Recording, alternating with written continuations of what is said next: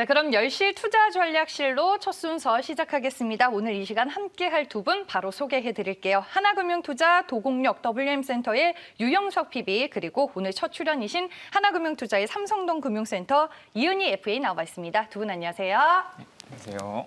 네, 오늘은 이제 두 분과 유통업계 이슈를 파헤쳐 보겠습니다. 이커머스 시장을 두고 피 터지는 경쟁이 진행이 되고 있는데요. 이에 대한 두 분의 의견 먼저 체크해 볼게요. 네, 유통업계는 지금 이커머스 전쟁 중입니다. 오늘 유영석 PB 강자만이 살아남는다라는 한 줄 의견 주셨고요. 이은희 FA는 시장 판도를 바꿀지 주목을 해보자라는 의견입니다. 네, 지금 유통업계 두 가지 이슈가 있는 것 같습니다. 이베이 코리아의 매각, 그리고 전일 이제 공시를 통해서 확정이 된 신세계와 네이버의 지분 교환, 좀 하나하나씩 짚어볼 텐데, 먼저 유영석 PB님, 이베이 코리아 인수를 위한 예비 입찰이 마감이 됐는데 이번 인수전이 좀 흥행의 분위기를 내고 있나요? 네, 어제 이베이 코리아의 예비 입찰이 마감이 됐는데요. 그 예비 입찰에는 신세계, 롯데, SK텔레콤, 그리고 사모펀드 MBK 파트너스 등이 참여를 하면서 흥행에는 전반적으로 성공을 했다는 평을 받고 있습니다. 이베이 코리아 같은 경우에는 여러분들이 잘 아시다시피 지마켓이나 옥션, 그리고 지구 등을 운영하는 온라인 오픈마켓 기업이고요. 이베이 본사에서 지분 100%를 가지고 있고 이번 입찰에는 그 매각 희망가 5조 원 수준으로 시장에 나왔습니다. 이베이 코리아 같은 경우에는 이커머스 시장에서 거래액 기준으로 약 한 20조 원 정도 하고 있는데, 이것은 네이버, 쿠팡에 이은 업계 3위이고요. 업계에서는 유일하게 16년 연속 흑자를 내고 있기 때문에 안정적이고 그리고 꾸준한 실적을 내고 있는 기업입니다. 사실 이베이 코리아 같은 경우에는 제품을 직매입한 후에 직접 판매하는 쿠팡과는 달리 단순히 상품을 중개해주는 중개 수수료를 받는 비즈니스를 하고 있습니다. 이러한 구조적인 한계 때문에 쿠팡은 지금 매년 2배 가까이 거래 금액이 성장을 하고 있는데 반해서 이베이 코리아는 작년에 약 한 10% 정도의 저성장에 그치고 있습니다. 따라서 올 초만 하더라도 이베이 코리아가 그 매각가를 5조 원 정도로 나왔다고 했을 때 시장에서는 너무 비싼 거 아니냐라는 지적이 있었는데요. 하지만 지난주 쿠팡이 그 미국에 상장하면서 한 60조 원 정도 밸류를 받았는데 이베이 코리아가 아무리 저성장을 한다고 하고 있다 하더라도 쿠팡이 60조 원인데 이베이 코리아 업계 3위인 이베이 코리아가 5조 원은 너무 싼 거 아니냐라는 시각이 많아졌습니다. 그러면서 이번 입찰은 굉장히 좀 흥행을 하고 있는 상황인 것 같고요. 그리고 이번 예비 입찰에 참여한 것으로 알려진 기업들의 면면을 살펴보면은 각각의 목적을 좀 가지고 있는 것 같습니다. 신세계, 롯데, 그리고 홈플러스 같은 경우에는 그 MBK 파트너스가 대주주로 있는 기업이고요. 이런 전통적인 오프라인 유통 기업들의 강자들이 온라인 플랫폼 3위 기업인 그 이베이 코리아 인수에 참여를 하면서 시너지 효과에 대해서 굉장히 고민을 하고 있는 것 같고, 그다음에 SK텔레콤 또한 지금 저성장에 그치고 있는 11번가와 그 다각도로 다양한 시너지를 낼 수 있는 방안을 모색하고 있는 것 같습니다. 이번 매각의 본 입찰은 5월 중에 진행될 것으로 예상이 되고 있고요. 어떤 기업에서 인수를 하게 될지는 잘 모르겠습니다만 업계 3위인 이베이 코리아를 품게 되면은 네이버 그리고 쿠팡과 견줄 만한 덩치 자체는 확실히 확보할 수 있을 것 같습니다. 네, 알겠습니다. 5조 원이라고 말씀을 해주셨는데, 그러면은 시장에서는 이 이베이 코리아를 보는 기업같이 좀 적절하다라고 보는 건지, 인수하는 기업들 입장에서는 부담스러운 금액은 아닌지도 궁금하네요. 네, 아무래도 조금 부담스러운 가격이 있는 건 맞습니다. 그래서 아까 말씀드렸다시피 연초만 하더라도 좀 비싸다는 지적이 많았는데, 네. 최근 쿠팡을 보면서 다시 재평가해야 되지 않나라는 그런 의식 자체가 요즘에 많이 생겨나고 있는 것 같습니다. 네, 알겠습니다. 앞서서 이제 유영석 PB께서 이커머스 시장의 거래액이라든지 시장 점유율에 대해서 살짝 말씀을 해주셨는데, 그래프를 제가 한번 준비를 해봤습니다. 함께 보면서 좀 이해를 해보도록 할게요. 네, 거래액이나 시장 점유율 규모로 봤을 때는 지금 네이버가 1위고요. 그 뒤를 쿠팡이 뒤따르고 있습니다. 2016년도와 비교를 해봤을 때 이커머스 시장의 순위 변화도 많은 변화가 일어났습니다. 현재 말씀해 주셨다시피 이베이 코리아가 2020년 올해에는 거래액과 시장 점유율 규모에서 지금 3위를 기록을 하고 있는데, 이번 인수전에 뛰어든 각 기업들이 이베이 코리아를 가져가게 되면은 상당히 시장 점유율에 있어서 순위 상승이 기대가 되는 시점입니다. 네, 그러면 지금 이베이 코리아와 이 인수전에 대한 이슈가 또 유통업계에서 핫한데 네이버와 쿠팡이 공격적으로 사업을 확대하는 상황에서 다른 유통업체들 입장에서는 지금 당장 입지를 다지지 않으면 기회가 없다라고 생각을 해서 좀 이렇게 급하게 인수전에 다 뛰어드는 걸까요? 어떤 상황일까요? 네, 네. 이제 그 예비 입찰에 이제 신세계나 롯데 등 유통기업, 또 MBK 같은 사모펀드, 그리고 또 SKT 같은 ICT 기업까지 몰리면서 이제 전국적으로 이제 흥행을 예고를 하였는데요. 제 생각에는 이제 뉴욕 증시 상장 후에 쿠팡이 좀 위협적인 존재로 부상을 한 만큼 이제 국내 이커머스 시장에서 거래액 20조 원 수준의 이베이 코리아는 굉장히 매력적인 유통 플랫폼으로 생각이 됩니다. 다만 이제 유력 인수 후보로 예상이 됐던 카카오 같은 경우에 인수 전에 불참을 하게 되면서 좀 기대감이 반감됐다는 지적이 나오고 있는데요.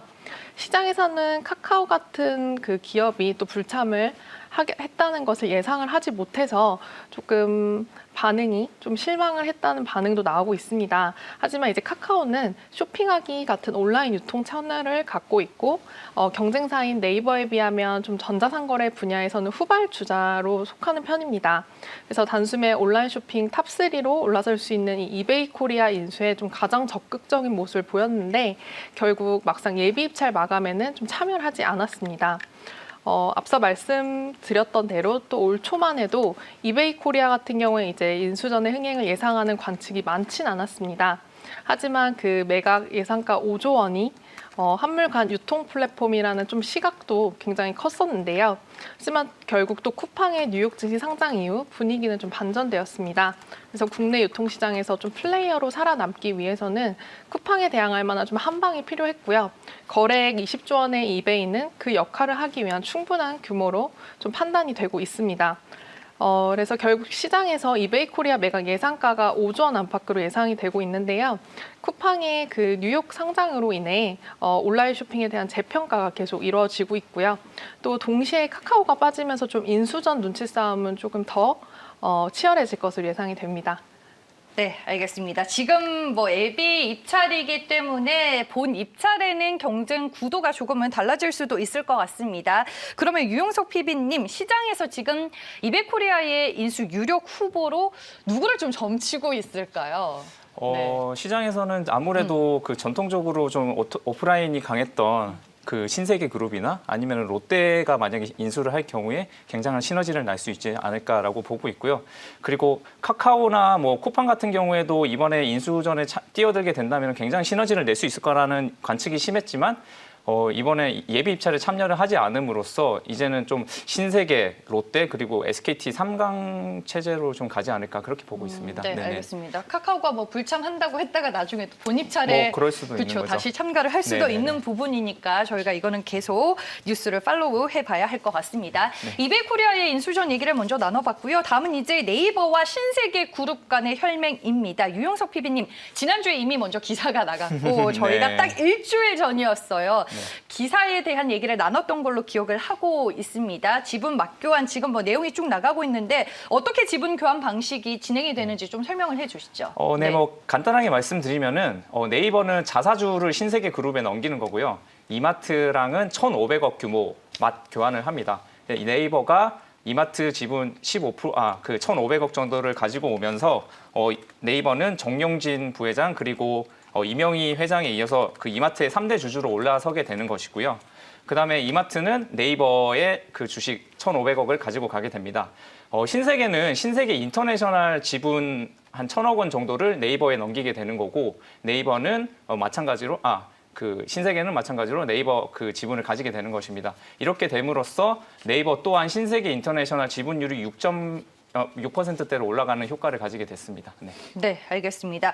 지분 교환 방식이 전일 이제 공시를 통해서 좀 확정이 된 모습 확인이 되고 있습니다. 저희가 그 내용을 먼저 확인해 봤고요. 오늘 네이버의 주가는 강보합권을 나타내며 38만 6,500원에 거래가 되고 있고요. 신세계는 0.53% 하락한 28만 4천 원에 현재 거래가 되고 있습니다. 결국에는 네이버와 신세계 그룹 간의 혈맹이 쿠팡의 대항하기 위한 대응 전략인 건데 네이버와 신세계 그룹은 앞으로 얼마나 큰 시너지 효과를 낼 수 있는 건지 그리고 유통시장은 또 어떻게 재편이 된다라고 봐야 될까요? 네, 이제 네이버와 신세계가 각자 보유하고 있는 온 오프라인 역량을 통해 좀 온 오프라인 전체를 아우르는 그러한 이제 새로운 경험을 제공한다는 계획인데요. 양사의 좀 가시적인 시너지는 빠른 배송으로 구현이 될 것으로 보입니다. 그래서 쿠팡의 로켓 배송에 좀 맞서기 위해서 배송을 강화하겠다는 것인데요. 네이버와 신세계는 이마트의 자동화 물류센터 이제 네오의 약 7,300개의 오프라인 거점을 통해 그 당일 이길 배송 등 빠른 배송을 보장한다는 목표를 밝혔습니다.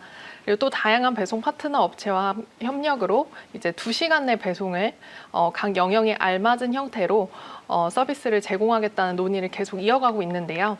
또 이제 네이버 같은 경우에 지난해 이제 6천억 원의 이제 규모의 지분을 또 CJ와 하게 되면서 CJ 대한통운과의 협력 강화를 또 하고 있습니다. 그래서 향후 네이버, 신세계, CJ 대한통운으로 이어지는 물류 협력 가능성도 제기가 되고 있고요.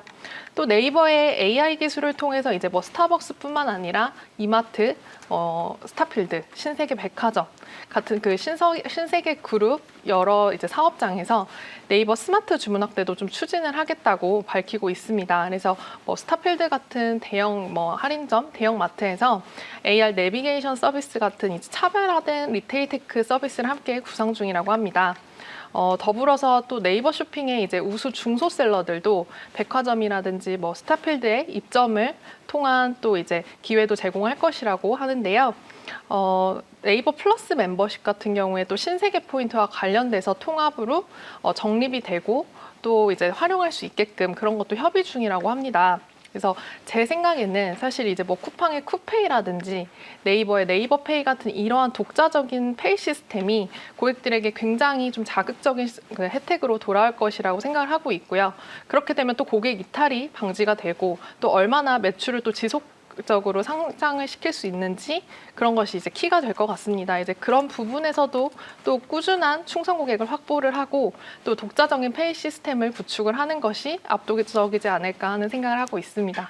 네, 최근에 뭐 유통이라든지 이커머스 업체들이 돌아가는 거를 보니까 결국에는 온 오프라인에서 영역을 확대하고 물류 경쟁력을 강화하겠다. 이 두 개가 가장 시급해 보이는데 이커머스 시장 좀 어떻게 재편되고 있다고 보세요? 네. 아무래도 그 요즘 이렇게 네. 요즘만큼 온라인 유통 시장에 대해서 많은 뉴스가 나온 적이 있었나 싶을 맞아요. 정도로 굉장히 네. 핫한 상황입니다. 그래서 많은 대기업들이 온라인 유통 시장의 성장성에 대해서 굉장히 좋게 보고 있고 투자를 아끼지 않고 있는데요. 하지만 결국 업계에서는 나중에 강한 자만이 살아남는 한두 기업만이 살아남는 그런 독과점 시장이 되지 않을까라고 전망을 하고 있습니다. 따라서 유통업계에서는 살아남기 위해서 각종 대기업들의 합종 연행이 계속 이어지고 있는데요. 앞서 말씀하셨던 뭐 신세계와 이마트, 그 네이버와 신세계 그룹 간의 지분 교환이라던가 아니면은 SK 같은 경우에는 11번가가 이제 미국의 아마존과 협력을 해서 통합적인 플랫폼을 만들기 위해서 준비를 하고 있고요. 쿠팡 또한 이번 미국 상장을 하면서 모은 자금을 계기로 해서 지금 그 새로운 기업들과의 협력을 낼 수 있는 방안들을 모색을 하고 있습니다.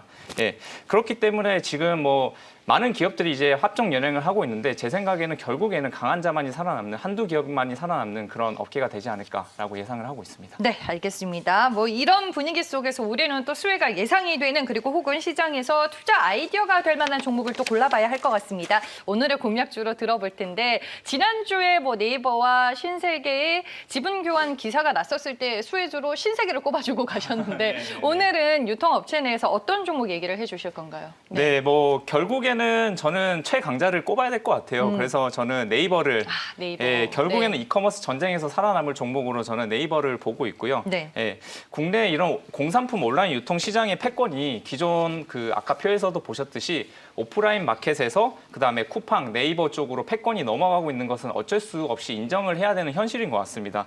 예, 그래서 쿠팡 같은 경우에는 뭐 어마어마한 뭐 풀필먼트라던가 뭐 배송 가치 이렇게 압도적인 경쟁력을 가지고 있지만 네이버 또한 지금 압도적인 플랫폼을 바탕으로 어마무시한 성장세를 보이고 있거든요.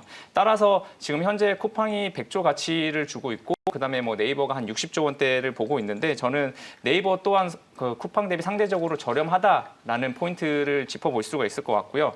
네이버가 부족한 뭐 물류 인프라나 이런 것들은 지금 이마트나 CJ 대한통운과의 협력을 통해서 보완할 수 있을 것으로 보입니다. 그리고 지금 쿠팡의 한계라고 할 수 있는 내수 시장에 국한되어 있는 시장, 이런 측면에서 봤을 때도 네이버는 좀 다른 경쟁력을 가지고 있습니다. 네이버가 이번에 라인, 야후재팬이 통합하여 출범된 G홀딩스가 이제 이번에 출범이 되었는데 이번에 발표된 G홀딩스의 그 사업 전략을 보면은 그 네이버 스마트 스토어가 연내 일본에 이제 진입을 할 것이다라는 계획을 밝히기도 했습니다. 만약 네이버 스마트 스토어가 이제 그 일본 시장에 진출을 하게 된다면은 이는 국내 이커머스 시장에서는 거의 최초로 글로벌 시장에 진출한 것으로 볼 수 있기 때문에 쿠팡 대비 밸류에이션 할증 효과를 기대를 해볼 수 있다고 저는 보고 있습니다. 결국 그래서 이커머스 전쟁에서 살아남을 네이버를 가장 선호하면서 보고 있고요. 매수가는 한 38만 원 정도, 그리고 목표가 50만 원, 손절가 30만 원 정도 말씀드릴 수 있도록 하겠습니다. 네. 네, 알겠습니다. 오늘 네이버를 공략주로 꼽아주셨습니다. 목표 주가 50만 원이고 손절 가격 30만 원인데 네이버는 이번에 신세계 그룹과의 지분 맞교환을 통해서 쇼핑 카테고리 확장으로 한 단계 레벨업이 또 예상이 되는 시점입니다. 다음은 이제 이은희 FA 종목 들어볼게요. 오늘의 공략주 뭐가 될까요, 그러면? 네, 저는 이제 이커머스 업종 지금 많이 언급을 했던 네. 그 신세계와 또 콘택트 대장주죠. 같이 볼 수 있는 이제 신세계를 말씀을 드릴 건데요. 좀 최근 컨택트 업종들의 주목과 함께 신세계의 반등이 좀 지속적으로 나타나고 있는 것으로 보입니다. 그래서 신세계의 올해 1분기 영업이익 같은 경우에는 898억 원으로 전망을 하고 있고요. 또 코로나19의 기저가 낮은 만큼 좀 큰 폭의 이익 개선이 나타나는 구조입니다. 그래서 본업인 사실 백화점 부분의 성과를 주목을 해야 하는데 2월 기존점 신장률은 40% 수준으로 마감을 했고요.